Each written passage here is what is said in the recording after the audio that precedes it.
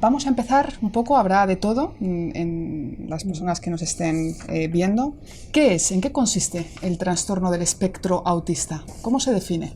Bueno, el trastorno del espectro autista es un trastorno neurobiológico que afecta principalmente a cómo ven el mundo, cómo se relacionan con otras personas y, bueno, es una disfunción, como hemos dicho antes, neurobiológica, que, bueno, tiene una fuerte base genética. Afecta sobre todo a la interacción social, a la comunicación con los otros y además es bastante rígido, poca flexibilidad en el razonamiento y en algunos comportamientos.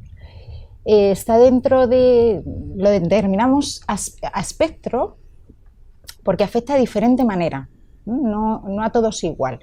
Y hay varios niveles y varios grados y encontramos, pues bueno, una serie de casos incluso, ¿no? con muy diversas conductas y bueno, incluso, pues bueno, experiencias clínicas bastante, un abanico, ¿no? Dentro de las características comunes de, como he dicho antes, de dificultades en la comunicación y además desde edades muy tempranas, dificultades en la interacción social y rigidez en algunos comportamientos. Y, básicamente. ¿Y qué evolución ha tenido este trastorno a lo largo de la historia? ¿Cómo se ha tratado? ¿Cómo se ha venido viendo? En la primera vez que se habló de ello fue un psiquiatra suizo en 1910 que hablaba un poco de los síntomas de la esquizofrenia más que del autismo. La primera persona que habla que hace un diagnóstico, que explica los síntomas, ¿no? del autismo será Leo Kanner en 1943 y aquí es donde empieza pues como tres grandes etapas o tres grandes periodos, ¿no? El primer periodo sería en los 40 hasta la primera mitad de los años 60, ¿no? Y aquí es donde tenemos estas ideas como que no están basadas en datos empíricos, ¿no? Estas ideas de que los padres en los momentos de crianza no daban suficiente afecto, son ideas populares, ¿no? Que no estaban basadas en datos científicos. Estas ideas cambian a principios ya de los 60, como 1964, aparecen investigaciones ya fundamentadas con datos más empíricos y es donde se habla por primera vez de indicios neurobiológicos. No se encuentra especialmente la causa, pero bueno, está relacionado ya no con un trastorno en la capacidad emocional, que era lo que antes se entendía, sino más enfocado a un trastorno cognitivo, ¿no? Que afectaba, pues bueno, ya no solo a algo emocional, quitando esta hipótesis de los padres que daban poco afecto a sus hijos, ¿no? Es verdad que bueno, el proceso de intervención, ¿no? Los procedimientos que se utilizaban ya en esta época son educacionales por dos factores principalmente. Uno de ellos es que aparecen los procedimientos de modificación de conducta para estas personas y aparecen centros específicos para personas con trastorno del espectro autista. Ya en la actualidad aparece ya... se ha evolucionado también y tenemos una imagen, o sea, un poco más de evolución, ¿no? de desarrollo. Entonces aquí es donde aparece, de hecho, en 1994, en el DSM-4, se habló de trastorno generalizado del desarrollo. Los procedimientos, es verdad, la intervención sigue siendo educativa, pero es cierto, pero esta intervención ya no es tan puesta, por decirlo así, ¿no? Ya es como más adaptada a la persona, ¿no? Más adaptada a las capacidades de cada una de las personas y más adaptada a los recursos que tienen estas personas, ¿no? Y además la investigación farmacológica también ha avanzado y ha ayudado también a, pues bueno, a alteraciones asociadas al trastorno del espectro autista. Hay un aspecto muy importante que hay que resaltar, yo creo. En la segunda etapa, a partir de los años más o menos 60. Como indicaba, pues hay un cambio de paradigma importante. y es el que ha llegado a la actualidad. Es como la base del paradigma de la intervención actual. Y es que se cambió de la intervención más encaminada hacia el campo de la salud, cambia y va directamente a la intervención más encaminada al campo educativo, que desde luego es en el campo en el que tiene que estar la intervención con el trastorno de espectro autista, yo creo, ¿no? Ahora actualmente hay una evolución, una nueva evolución con el DSM-5, como comentaba la compañera al principio, pues con el DSM-5 hay una nueva visión de este trastorno en el que de alguna manera se ve de forma más global, ¿no? Dadas las peculiaridades de este tipo de trastornos, ¿no? Pues ese aspecto de que sea más amplio, que sea mucho más, no sé, con un carácter más de intervención más que de diagnóstico a lo mejor, Sí. pues yo creo que ha beneficiado mucho a los propios alumnos. Y cómo no, un campo que no se estaba estudiando hasta ahora, o sí se estudiaba, pero mucho menos, por ejemplo, el TEA en adultos, ¿verdad? Que también es necesario porque, bueno, es un campo muy interesante y estando en una universidad como estamos, también hay que tenerlo en cuenta.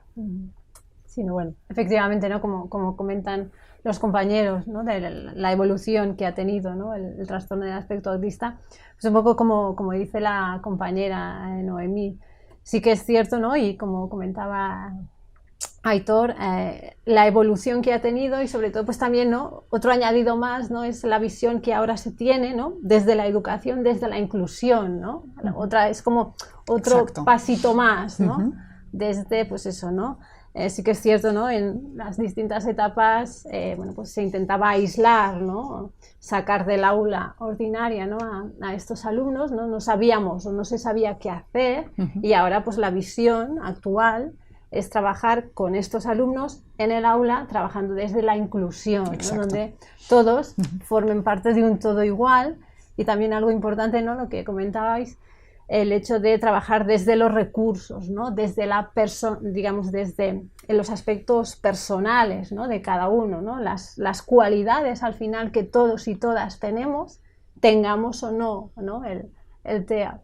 Y así, bueno, ahora recordando, ¿no? Y os puedo explicar, ¿no? una situación, ¿no? de un niño que justamente conocía, que presentaba TEA, y un poco era de este aspecto, ¿no? de su peculiaridad, ¿no? Era un niño diagnosticado de Asperger, entonces a él le gustaban mucho los insectos, entonces tenía como, bueno, pues ya lo hablaremos, ¿no? Tenía como su obsesión, ¿no?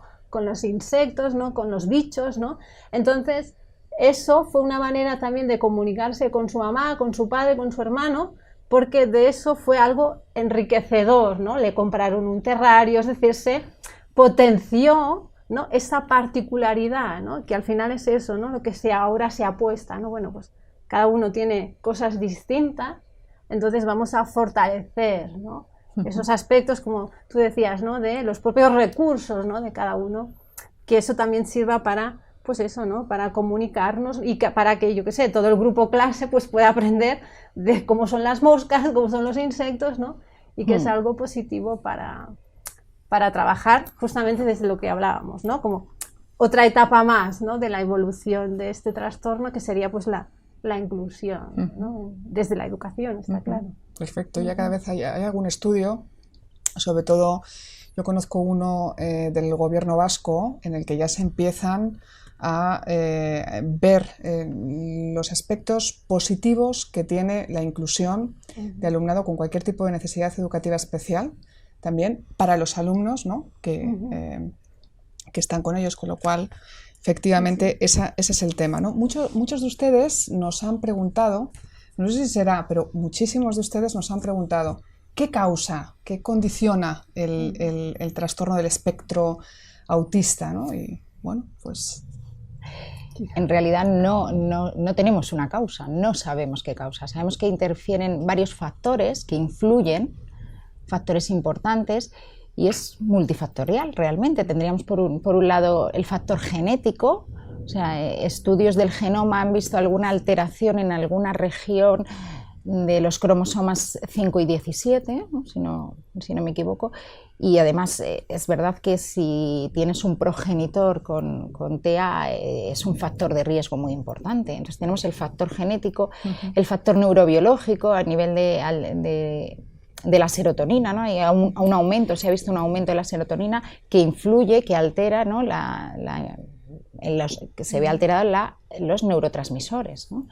Entonces es importante ver que no solo es una causa, sino que bueno, hay varios factores que influyen, entre ellos también el factor psicológico, ¿no? Que intentan dar una explicación, pues bueno, esta alteración emocional que socioemocional que tienen las personas con TEA. El que más auge ha tenido, por decirlo así, es la llamada teoría de la mente, que es la capacidad de reflexionar sobre nosotros mismos, de ponernos en el lugar del otro, ¿no? Entonces es cierto que encontramos que los TEAs no pueden ponerse en el lugar del otro, les resulta muy, muy difícil, ¿no? Lo hablamos antes además, ¿no? Esto en la comunicación, tienen dificultades en la comunicación, pero es esto que va por debajo de la comunicación, ¿no? Esto sutil, ¿no? Que a veces sabemos en qué posición ponernos, no acercarnos demasiado. Bueno, pues estas cosas son donde tienen mayores dificultades los TEA, pero realmente no tenemos una causa, ¿no? Sino que es multifactorial e influyen varios factores. Pero sí que es cierto que es normal que les interese porque ha interesado a toda la comunidad científica, ya que lleva muchos años estudiando las posibles causas, ¿no? De hecho, se han estudiado incluso cómo puede afectar alguna medicación, alguna vacuna, concretamente la triple vírica, ¿no? Que ahora todos los niños la ponen. Exacto. Y ya se ha confirmado que evidentemente no es una causa del autismo, ¿no? Pero sí que es cierto que hay mucho interés, mucho interés. Sí se puede confirmar, y eso cuando hablamos con los padres, pues hay que tenerlo, con las familias, hay que tenerlo muy, muy en cuenta. Y es que el factor ambiental no causa un TEA. Pero sí que es cierto que hay que controlarlo muy bien porque sí que puede potenciar la aparición de algunos síntomas, de algún problema, pues agravarlo, ¿no? Eso sí es cierto. Pero no es una causa como para preocuparse. Y un tema esencial, otro tema que ustedes les preocupa, ¿no? Es la educación, es realizar un diagnóstico precoz, ¿no? El profesional de la educación que está en contacto directo con el alumnado con este tipo de trastornos, realizar un diagnóstico precoz. ¿Qué indicadores pueden ser de utilidad para diagnosticar precozmente a un alumno con TEA? Sí, un poco lo que hemos estado comentando, ¿no? A lo largo de este rato, ¿no? Básicamente sí que cada vez, ¿no? se apuesta por hacer una detección, ¿no? Lo antes posible, ¿no? Sobre todo porque es bien cierto, ¿no? Y sí que las investigaciones demuestran que cuanto antes empecemos a hacer cosas de prevenir y de actuar, ¿no? Lo antes posible, pues mejor, ¿no? Porque tenemos esa capacidad, los niños son muy plásticos, ¿no? A nivel inicial, y la atención temprana pues es una buena herramienta, ¿no? Para trabajar con ellos. Sí que es cierto, ¿no? Que bueno, pues tenemos que tener también, digamos, tenemos que ser precavidos, ¿no? A la hora de hacer según qué diagnóstico, sobre todo porque lo que hemos hablado ahora, ¿no? Las familias cada vez saben más, ¿no? De estos trastornos. Entonces, bueno, pues sí que es cierto que en torno, pues eso, al año y medio, a los 18 meses, bueno, pues debemos de ir observando, ¿no? Los niños en el aula. Debemos de observar a los niños en el aula y, bueno, pues como que los indicadores, ¿no? Como preguntabais, es, bueno, pues todo el tema que hemos comentado, ¿no? El nivel de cómo se relacionan, ¿no? con los otros, a nivel de comunicación social, cómo es su lenguaje, ¿no? La manera como se expresan o cómo quieren expresarse, ¿no? Esa intención comunicativa, que sí que es cierto que si observamos en el aula, bueno, puede ser que un día pues no pasa nada, no se comunican porque a lo mejor, pues no sé, ha pasado una mala noche, pero sí que es cierto que debemos de, ¿no? Siempre decimos, ¿no? Seguir unas pautas de observación, no un día puntual, sino distintos días, y ver qué pasa, ¿no? Con estos niños. Es decir, pues el tema de la comunicación es bien importante, ¿no? Es que decíamos, ¿no? La intención comunicativa, el lenguaje, ¿no? Que empiecen a querer, ¿no? Comunicarse con nosotros, también el hecho del juego, ¿no? De qué manera pues están jugando, ¿no? También es bien importante, y observarlo. Sí que es cierto que ya después, ¿no? Digamos como que la edad más crítica está pues eso, ¿no? Entre el año y medio, que es cuando empezamos a poder observar más, hasta pues eso, ¿no? Los 4 años y medio. Entonces, más o menos, ¿no? Los 3 años. En este tiempo, en este periodo de tiempo, podemos ir viendo pues de qué manera se comunica, de qué manera va articulando frases, cómo es su juego. Sí que es cierto que los niños que presentan estas características pueden tener un juego repetitivo. Les cuesta mucho la imitación. A la hora de mirarse en el espejo, pues también les cuesta, ¿no? Es decir, todo lo que es el juego simbólico les cuesta, ¿no? A estos niños, es decir, tienen otros intereses, ¿no? Distintos, ¿no? A los que a lo mejor estamos acostumbrados a observar en el aula, ¿no? Recordando también a una alumna, comentaba, ¿no? Bueno, es que son niños extraordinarios, ¿no? Dentro de su visión, ¿no? Del mundo, es decir, bueno, pues les puede interesar un juguete en particular, ¿no? Y solamente tienen este interés, ¿no? Y es como eso es el reforzador.